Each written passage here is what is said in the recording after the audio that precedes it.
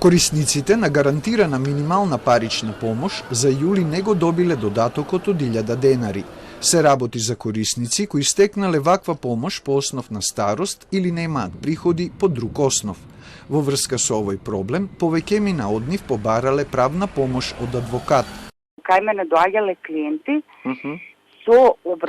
со молба дека им се скратено 1000 денари без воопшто да им се достави било што, значи да им се достави одлука зашто им е намален износот на загарантирана минимална парична помош. Според Реброња Радоњик, без одлука за кратењето на гарантираната минимална помош не може да се поднесе жалба или да се превземе друг правен лек. Таа ги посоветувала да достават барање до социјалните установи за да им се одговори по кој основ им е скратен додатокот. За 1000 денари е намалена гарантираната минимална парична помош и на лицата со попреченост.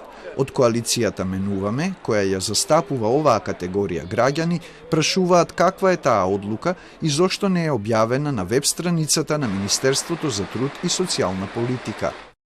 Дали ова одлука е со желба да се создаде поголема социјално-економска сиромаштија во услови на пандемија и енергетска криза? Од коалицијата најавија дека случајот ќе го пријават во Канцеларијата на Обединетите нации во земјава, до ОПСЕ, делегацијата на Европската Унија и во други институции.